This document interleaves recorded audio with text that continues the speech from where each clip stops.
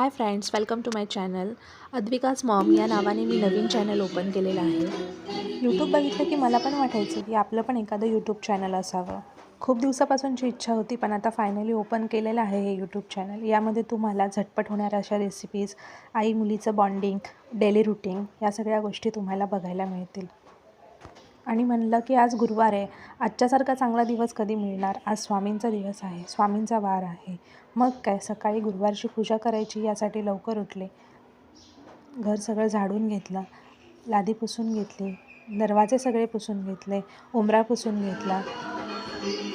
T व्हीवरती स्वामींची मन प्रसन्न करणारी अशी गाणी लावली होती.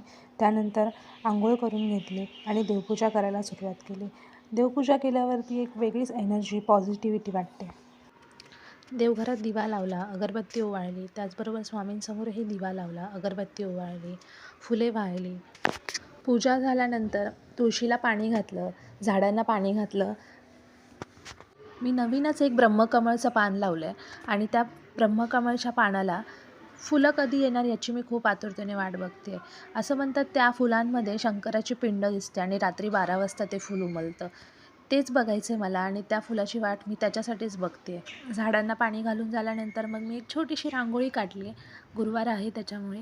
त्यानंतर उंबऱ्याला हळदीचं लेपन केलं आहे. आता तयारी करायची होती ती अद्वीच्या टिफिनची, अद्वीला शाळेत पाठवण्याची. अद्विकाला शाळेत पाठवायचं म्हणजे मला खूप टेन्शन येतं की तिला टिफिनला काय बनवायचं आहे, तिला उठवायचं कसं. कारण तिला उठवणं हे फक्त मलाच जमतं.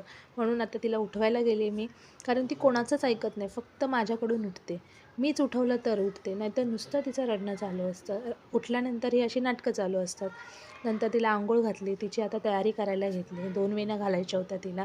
केस काप काप म्हणून सांगते, पण नाही, तिला 2 वेण्या घालायच्याच आहेत. त्यानंतर स्वामींची गाणी चालू होती. बघितलं का कशी तुम्ही ती हात जोडून उभी आहे स्वामींची गाणी ऐकण्यासाठी. आणि तिला पण खूप वेड आहे देवाचं, देवपूजा करण्याचं. असो, चांगली गोष्ट आहे, लहान मुलांना देवाचं वेड असलंच पाहिजे. अद्वीला 2 खजूर, 2 बदाम आणि 1 कप दूध दिलं प्यायला. मी नेहमी कोराच चहा पिते, त्यामुळे माझ्यासाठी पण थोडासा कोरा चहा साईडला काढून ठेवला. आणि आता अद्विकाच्या पप्पांना पण दुधाचा चहा लागतो, म्हणून त्यांना दुधाचा चहा वेगळा बनवला. मला ना 5-6 दिवसापासून सर्दी झाली आहे, त्यामुळे थोडासा आवाज हा वेगळा येतो आहे तुम्हाला, खरखर येतो आहे. लवकरच ओरिजिनल आवाज पण तुम्हाला ऐकायला मिळेलच माझा. नंतर चपातीचं पीठ मळून घेतलं होतं, आता तिचा टिफिन करावा म्हटलं, म्हणून चपाती बनवायला घेतली. त्याच्यातच मला आठवलं की अरे, अद्विकाचे पप्पा तर आलेले आहेत, आता त्यांनासुद्धा नाश्ता करून द्यायचा आहे. म्हणून मग पोहे भिजत घालायचे ठरवले होते, पण त्याआधी अद्विकाला तिचा नाश्ता देऊन घेतला. पण तिचं चालू होतं, तिला खजूर नको होते. मुलांचं कसं, त्यांच्या नुसतं मनावर असतं काय खायचं आणि काय नाही, पण दिवसभर एनर्जी पाहिजे, त्यासाठी थोडंसं हेल्दी फूड पण खाणं गरजेचं आहे. म्हणून तिला जबरदस्तीने खजूर खा म्हणून सांगितले. नंतर तिच्या पप्पांचा चहा करून दिला, त्यांना चहा नेऊन दिला. म्हणलं आता चला पोहे भिजत टाकूया, पोहे बनवूया. आणि मग पोहे घेतले, शेंगदाणे घेतले, पोहे स्वच्छ धुवून भिजत टाकले आणि मग परत अद्विकाचा टिफिन बनवायला घेतला. टिफिनला काय द्यायचं, टिफिनला काय द्यायचं, हा तर रोजचाच प्रश्न आहे.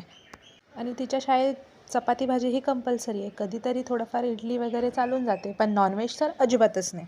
मग काय करायचं, मग नॉनव्हेजच्या दिवशी पण तिच्यासाठी थोडी का होईना व्हेजची भाजी बनवावीच लागते. मग आज तिला मी मोड आलेल्या मटकीची फक्त मीठ, हळद आणि तेल टाकून छान असे तव्यावर परतून तीच भाजी दिली होती.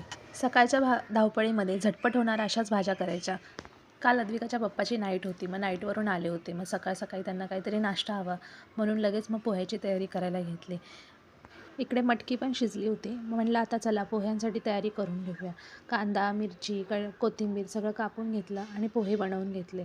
कारण अद्विकाच्या पप्पा तिला सोडायला जाणार होते, त्यामुळे त्यांचा आधी नाश्ता करून द्यावा म्हणलं, म्हणून हे पोहे बनवायला चालू केले.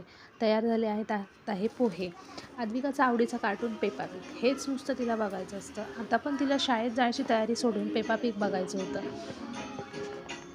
हे बघा, तयार आहेत पोहे.